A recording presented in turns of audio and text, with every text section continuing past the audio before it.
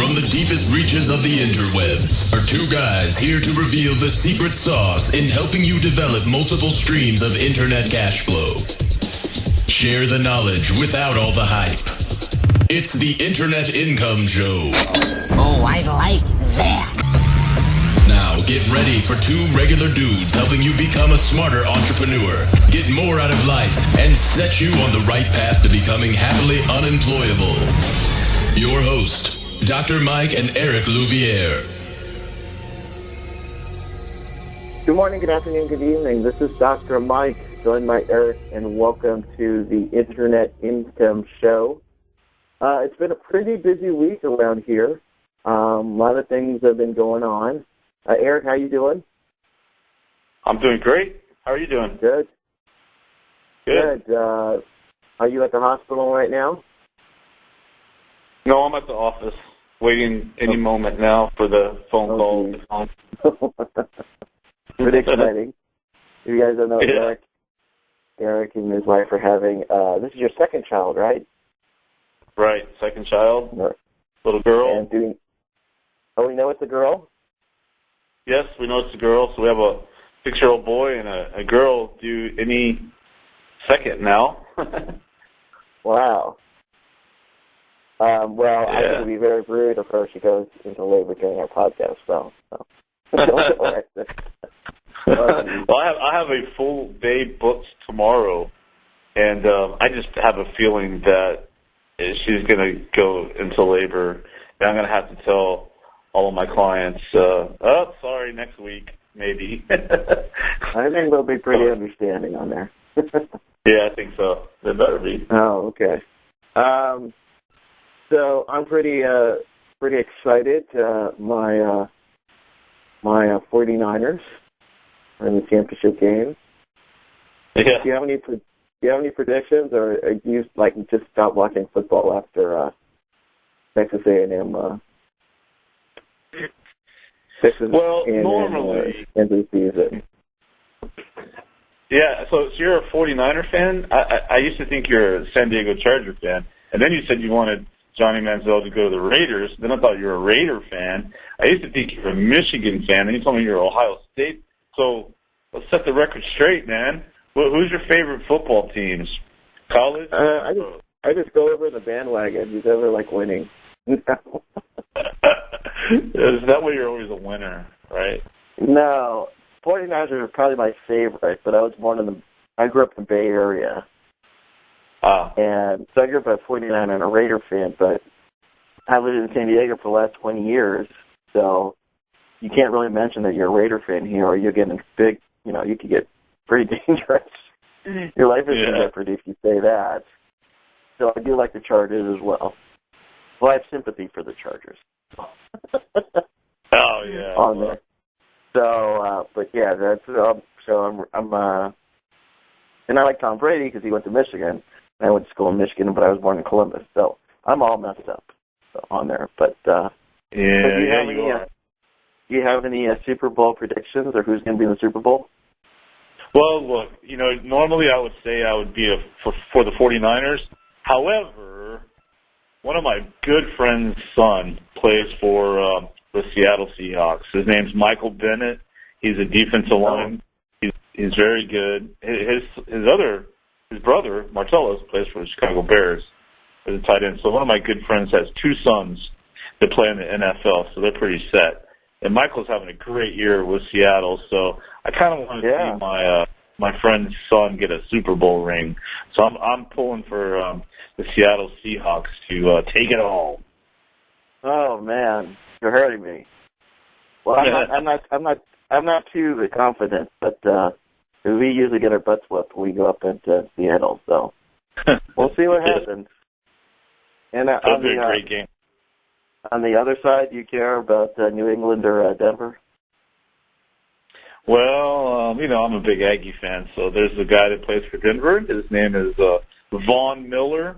He's an awesome defensive end that gets lots of sacks, and so I think he's injured though. Oh, yeah, that's right. Yeah, so you can't really count that. Yeah, so I'm usually a New England fan, man. I like Tom Brady a lot. and the New England Patriots, the coach, just the way they always win. So I don't know. That was a tough one for me. I'm indifferent on who wins that game. Okay, so but you think New England and Seattle? That's a good choice. Yeah. I can't root for them. We'll see what happens. So I'll probably be eating crow next week. But okay. This is the Internet Football Show by Dr. Mike. Yeah. Hey, well, it is what it is. Next week's guest is Tom Brady. Yeah, maybe we can get him. I'm pretty sure we could.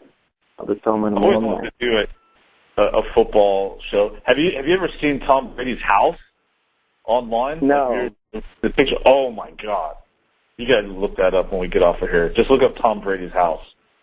Oh, okay. It's unbelievable.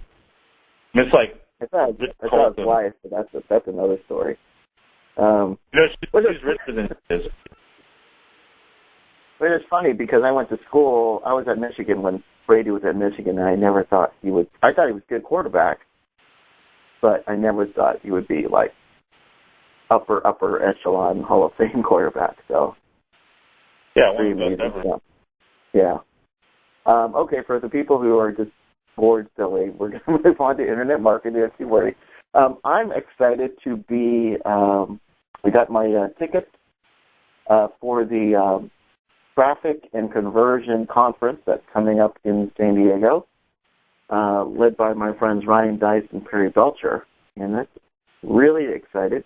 They're supposed to have up to 2,000 people at this conference. It's the biggest internet marketing conference I know on there. And for those who says, internet marketing seminars and conferences are, people don't attend on there. I think if you give people what they want and you have a good price and you've got good speakers and you could present something a little bit different, there'll always be need for these type of things. But that's going to be happening in San Diego. One of the reasons why I'm going. I went to the one last year in San Francisco, and I've been in internet marketing over a decade, and I know Eric, you've been around a while. They had, I think Perry at his opening speech, he basically surveyed the crowd and said, how many people have been in internet marketing before 2006? And out of the 2,000 people, I would say less than 40 people raised their hands. Wow. They were involved in internet marketing in 2006. As I raised my hand, I saw some of the old timers in internet marketing. It really just struck me how many people are still new to online marketing, and it's really just gotten so big and huge. And there's different ways now that what we thought of internet marketing, it's just moved on to it's gone into different type of industries. You've got your social media, you've got your Silicon Valley venture capital folks, you've got people who are working with local businesses in offline marketing, and people who've got traditional businesses who want to learn how to do more Facebook and LinkedIn and pay-per-click strategies. You've got people developing products and the like. So it really is, people come in with different, agendas. And it used to just be before just the make money online type of thing and, sell the dream kind of thing. But it's way past that. It's so much bigger, and there's so many, I'm seeing less of that. I mean, there still is I still love that, being able to, be your own boss on there. But it's really just kind of grown into something that I can't even, I wouldn't even have thought of. So I'm sure you get a lot of that in Austin. I know our good friend David Gonzalez puts together these internet marketing parties, and have you been noticing just a different demographic going to these events? Yes, definitely. It's really interesting. It's kind of a mix of what I'm seeing also is a mix of offline businesses that are starting to get more involved with internet marketing. In fact, the guy here in my office building, he's a chiropractor, and he has like a weight loss program that he's doing right now. He's advertising it, sending out postcards and stuff. And he came into my office last week, and we sat and talked for a little while. And he was just talking away, and then he mentioned something, and I said, who's Joel? You know, what Joel? This sounded familiar what he was talking about. There's a guy named Joel Bauer. And I was like, oh, I know who that is. And he was like, really? And he was like, I was like, yeah, I met him at an event in Vegas.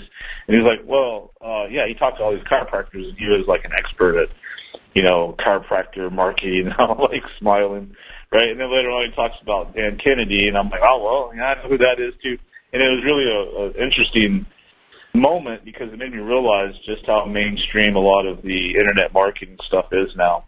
And so there's a lot of, when you go to those internet marketing parties that David does, I see a lot of people who are offline businesses showing up too. They're in different types of industries that are there looking for internet marketing advice and secrets and kind of hanging out with other people. Yeah, it's really interesting. It's nothing like we used to. One thing I remember talking to you about is back in the day when we first started doing some membership sites and stuff together. Back then, there was probably, I don't know, I'm just going to guess, but there's probably like 50 people who had internet marketing lists that you could go out and get them to promote for you. And I mean, there was probably more, but there was 50 that kind of stood out. And now there's thousands and thousands and thousands of people who have lists now in the marketplace. I mean, it's like everyone has a list of 5,000 or so people. It's really interesting dynamic. It's just such a monster of a industry now compared to what it was when we first started going. Next month will be will mark 10 years that I had an account at the Warrior Forum. So yeah, I've been around about 10 years myself. Wow, yeah. So it's changed a lot. I remember coming out with a product way back when.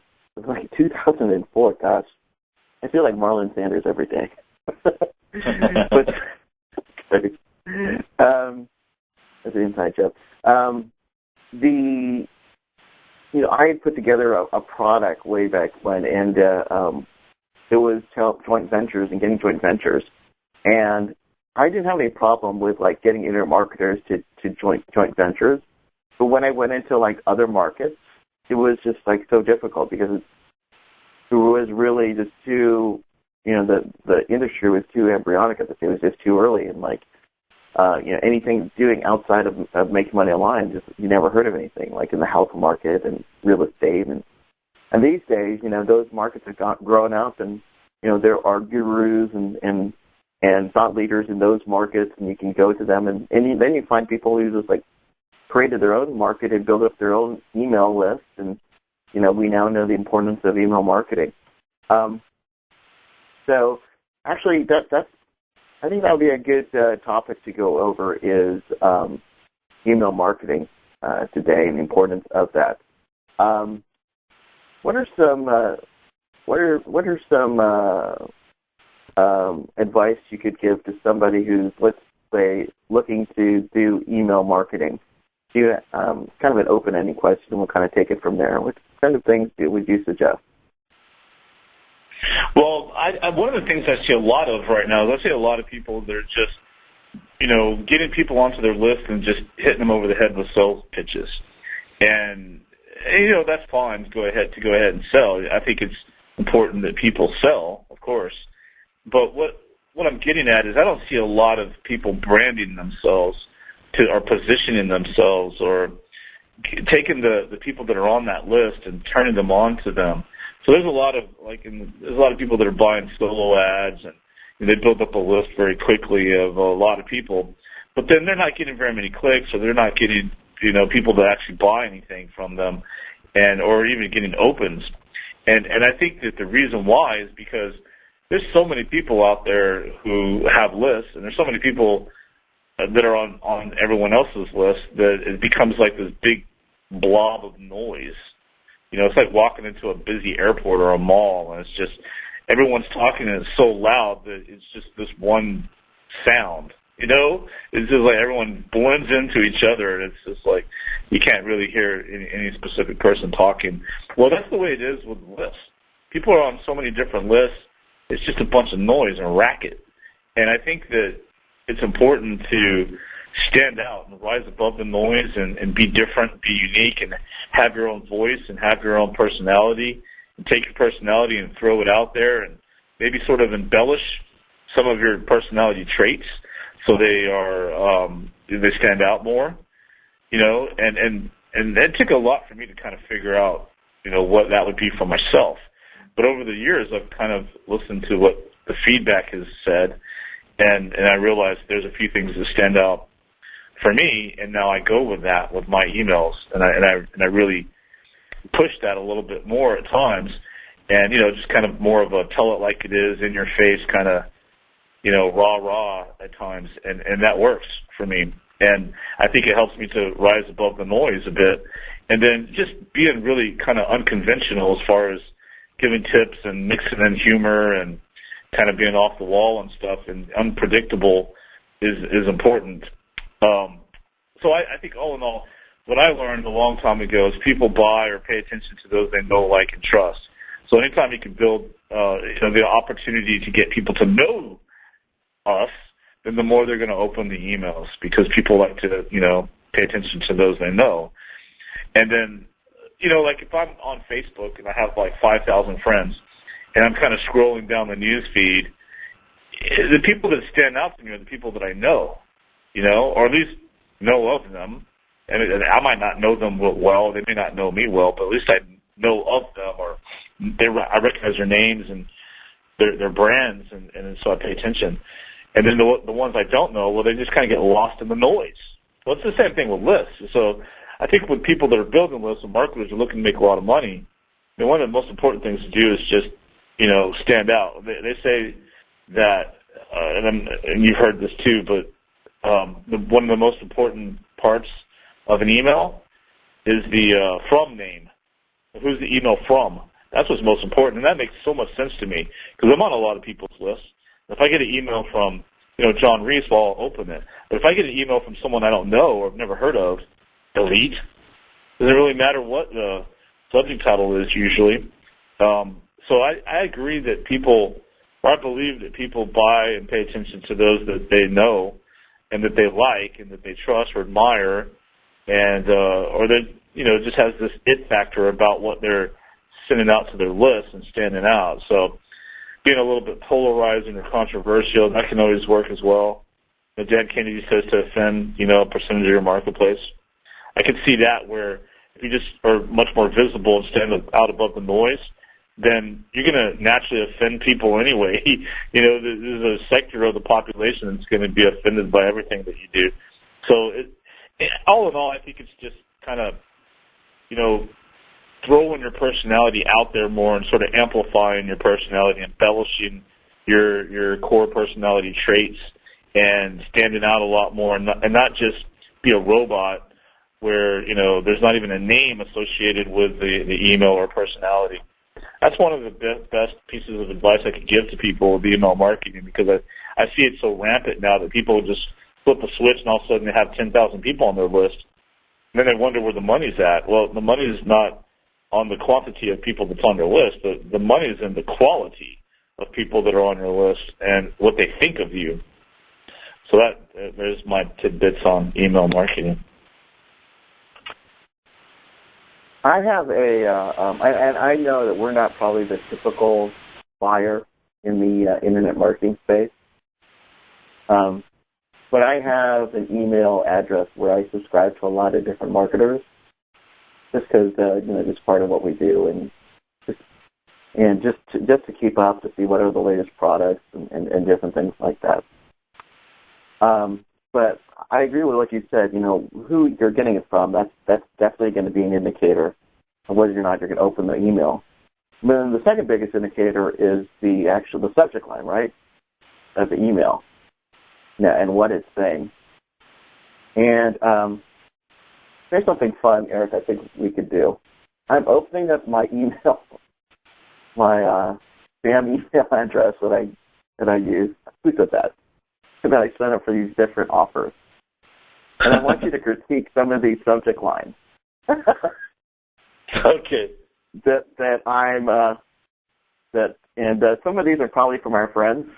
Oh, I'm not going to say who they're from, but I want you to we can kind of critique some of these subject lines. Are you ready? Yeah. Okay, here's one. Hey. That's it. Hey, that's it? Hey. Would that make you open up the email? And I'll let you know if I opened it or not. How about that? Well, again, if that was an email from Dr. Mike and it said from name Dr. Mike and then the word hey, well, I would open it because I think you're emailing me directly. So it kind of depends on who it's from. But traditionally, I would say that's probably just a pique the curiosity type of email. I'd say not great, not bad. It really is tapping into the curiosity factor and the personal factor, making people think that it's just because if I'm going to email you, like personally, I might just say hey or yo or dude, so right. I can see where that could work. Here's one. How one guy got $17,660.32 his first 30 days online. That's. Oh, that's a long subject title. It also has a $sign in it. That's just going to trigger some spam filters, so you might not get as much deliverability as you would if you didn't have a $sign in the subject title. However, it's appealing to what people are subconsciously really about when it comes to this market, and that's money. But can you read it again? Something that this guy made a certain amount of money in 30 days? Yeah, in lowercase. How one guy got $17,660.32 his first 30 days online. I think he meant in his first 30 days, but maybe I assume that's just a grammatical thing, so I don't know. I read some people... It's okay, too. I think starting out with how, like how this one guy, it kind of makes it feel like it's educational and not salesy. So it's like, here's how this guy did this. And it's all in lowercase, too, which is interesting. Here's one. Kinda weird, but very profitable, ... and then in parentheses, and only $17 until Thursday. Nah, bad. Kind of awkward. I wouldn't put the amount of the idea for the subject title is to get them to open the email. I mean, they already made their buying decision before they even opened the email because you told them that it was an email selling something and how much it is and when the deadline is. You know what I mean? I think the idea with the email is to get them to open the email and maybe a little pre-frame, but don't spill it all in the email. Yeah, I would have just liked the kind of weird but very profitable because I don't know what you're doing. I don't know what that is about. But but then I definitely know that you're going to try to sell me something. Yeah. So whatever's weird, I don't even know if I want it. If it's weird, why would I even want that? And it ends on Thursday. And it ends on Thursday, which is funny.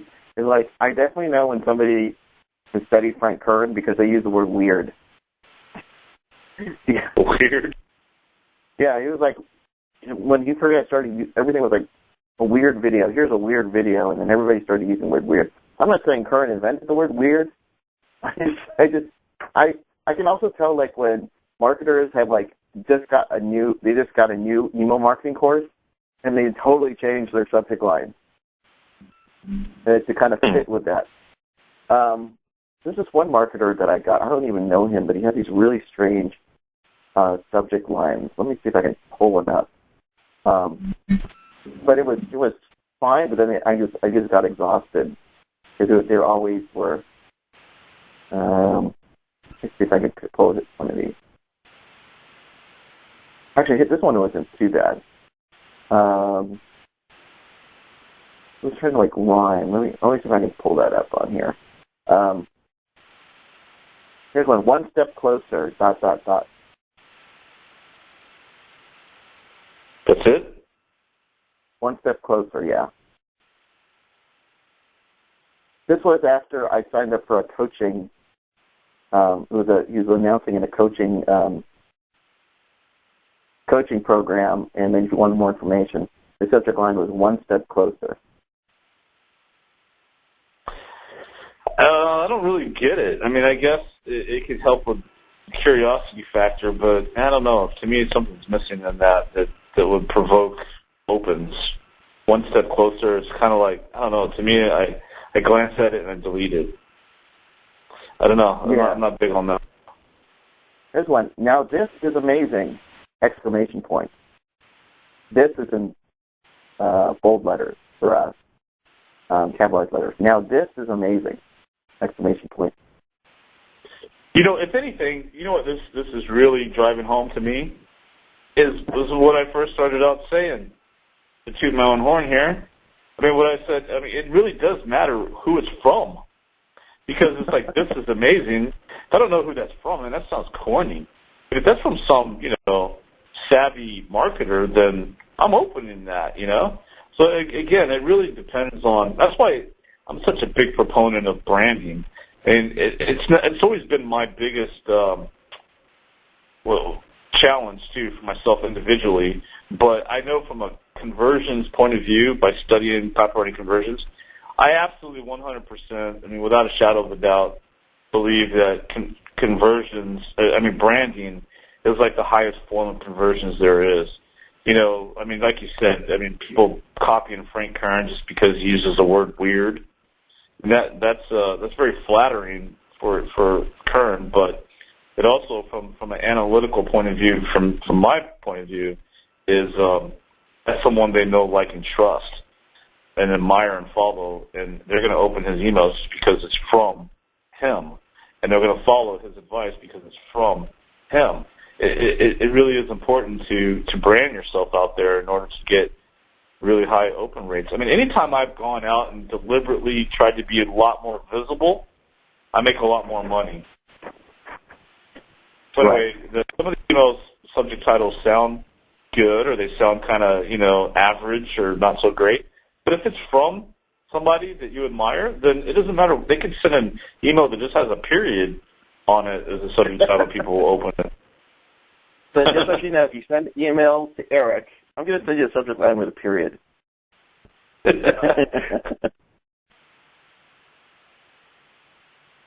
Okay, here's a subject. Here's something that was kind of over the top. What do you think? Finding fat guys in Alabama that like the Cowboys. What kind of list is that? Finding fat guys in Alabama that like the Dallas Cowboys? Yeah. What? I'm completely serious. That is an internet marketing. I'm not into any weird fetishes. If anybody getting some idea, that is a subject line. Well, that's someone who's just totally using the, Zygarnik effect, curiosity, and just being entertaining to get people to open their emails. Yeah, I could probably even guess who that's from. This one says, actually, this one is, I'll do something different. The newsletter is online. Mike, or first name. The newsletter is online? Yeah. That's the subject title? That's the subject title. Not the most exciting. Think very hard about their subject titles, but that's, I mean, I can see that one's okay. I mean, it's not bad, terrible, but it's not great either. It's not good. No. We want to be sure you don't miss this.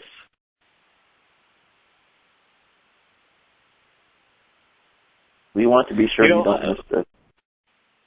I always have this debate in my head as far as what's better, and I should run a test on this one day, or somebody should. What's better, we or I? So if I send an email out and I say we are going to give you this gift, or is it better if it's I am going to give you this gift? Even if it's a company or a group, if it's coming from one individual that says I am going to bake you a cake, or we are going to bake you a cake, So shouldn't it be you? Shouldn't it all be about you? Isn't that the people say that you should take out the word I and we and me and because it's all about them? Yeah, absolutely. Absolutely. But still, there's sometimes you would use, we or I. And I would say it's much more powerful to use the word I than the word we. We has enough of a disconnect, Like, we are going to sit down and talk about medical problems. No. I'm going to sit down and talk to you about your medical problems. You know what I mean? This is more of an industrialized feeling that comes from we, where I is more intimate, more, personal. Here's one that I thought was pretty good. RE colon, you guys seen those, right? The RE colon. I got a little angry, parentheses, new podcast. And the parentheses. I got a little angry, parentheses, new podcast. I think that's good. I like that one. I noticed from my own point of view is if you're just like, I don't know about you, but like I have an email account that gets like hundreds of emails a day, and when I go in there, it's just like delete, or I'll just delete them all, and there's only maybe a couple that will stand out. But for some reason, my eye always catches emails that have RE in them, like reason or forward or something like that. It always catches my eye. Or forward? Yeah, RE colon. Yeah. That's a good one. Or even more would forward. That'd be interesting. Yeah, I've done that before. But gives some people getting You've done mad an FWD colon? Oh, yeah. Yeah. I have. Get people mad at you about that one. But you get a lot of opens. Yeah, I mean, that actually brings it to another thing. I'm not digging those tricks, but you've definitely seen it. But it just pisses you off, like, new PayPal payments. There's what do you call it? When the payment received things, or some people put, or your PayPal account is hijacked or something, or they're warning you something that's not real. Those are so spammy. Just, ugh. I think it kind of kills any kind of sell, because they won't trust you anymore. Are operating from a disgruntled point of view right out of the bat, right out of the gates. It's the first impression is, what? Oh, this is a sales pitch. Oh, this is a autoresponder email. You know what I mean? So right out of the gates, you're kind of like disgruntled, and then you're going to try to get money from them. So yeah, you're right. I agree with you. It's those tricks usually don't work too well like people think they do. An awesome business that started in 2014. Wow, I got 3 times the open. Yeah, go ahead. Sorry. What's that? It's like, wow. Sorry about interrupting you there. I was going to say, like, people may be like, wow, I got 3 times the open. This really works really well here, but you pissed off 80% of them, so they're not going to buy. So even though you might have got a lot of opens, you didn't get a lot of click-throughs or purchases. So anyway, we're in agreement there. An awesome business to start in 2014. ... I didn't open that. What do you think? Not bad. It's not bad because it's kind of what a lot of people are thinking, when they start the new year, starting a new business. So not bad. Could be better, but not bad. All 3 pieces you need to hit $100 plus a day. That could do well. I would have liked more specific. Think. Yeah. This one I thought was good. I want to make $100 a day. 40. Wait, this one. Okay, 4,406 downloads in 24 hours. My new strategy.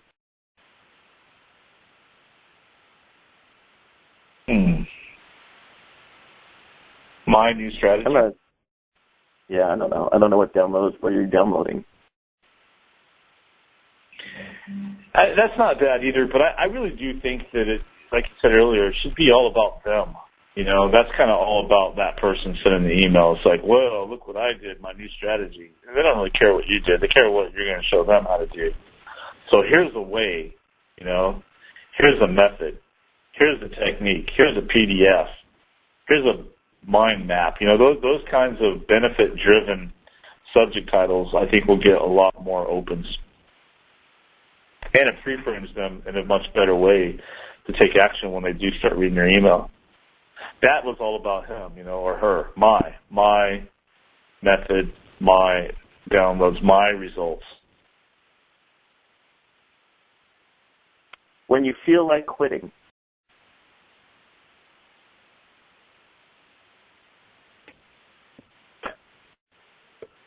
That operates from a negative point of view when you feel like quitting. You're assuming that they feel like quitting all the time. No one likes to face the fact that they quit. But not that bad. I can see where that would get some good opens. But again, it's all about pre-framing, and you're pre-framing people to think about quitting, you know? What's that? It's pre-framing. So basically it's setting the tone at the very beginning, first impression. First couple of seconds, your mind thinks a certain way on an impression. You know, it's like if I got an email from someone saying, when you feel like eating cheesecake, you know, I'm like, well, I can't avoid it. I got to eat it. You know, I'm already operating from a disgruntled point of view like that. It's hard to explain, but people buy on emotions. And so if you paint an emotion of, you know, like before you quit or the next time you think about quitting, they're already operating from a aw shucks point of view, you know. And instead, if people buy on emotions, I like to give them an enthusiastic emotion, positive, inspirational emotion. Now they're much more confident to spend money than if they feel bad about themselves or they're depressed. Subject line is,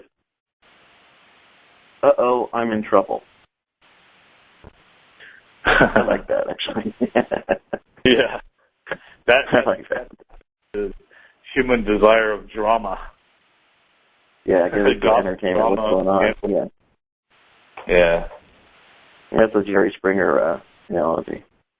Anyway, I could go on. I got tons of emails, but I thought that was fun and just kind of it's good to seeing the insight of what you consider was a good subject line. So good. Well, I hope you guys enjoyed that and made you think about your own email writing, and I think that's a topic we'll need to, obviously, we're just kind of stretching the surface on email marketing. But good. Well, I want to, before we end the call today, I just want to give just to send my condolences to the family of Dr. Scott Lewis. Scott was a good friend of mine and internet marketer who was also he was a chiropractor and who was a hypnotist. And if you've been involved in internet marketing back in the early years and been in places like Big Seminar, you would have seen him at many events. And I got to know him pretty well, and I did some product creation stuff. And just a really, really good guy. He ran one of the longest hypnotist shows in Las Vegas at the Riviera, and he was always trying to incorporate internet marketing when he was doing his shows. And so at the end of his show, you could join his list. He had it on each of the tables. You could sign up for his list, and he would send you information on products for hypnotists if you wanted to quit smoking or lose weight and such. So he's always incorporating online marketing to his business, and he tragically passed away over the weekend. So my hearts and prayers and thoughts are with his family, and just wanted to quickly make mention of that. So I want to thank you guys for listening to another edition of the Internet Income Show. Eric, another good call. I enjoyed it. Yes, sir. Absolutely. All right. So we'll see you guys next time, and we'll see if Eric's Super Bowl predictions come true. Hopefully it doesn't, but if not, I will eat crow. So then, this is Dr. Mike, and go 49ers. See you guys soon. You just listened to the Internet Income Show with Dr. Mike and Eric. Now, get to work.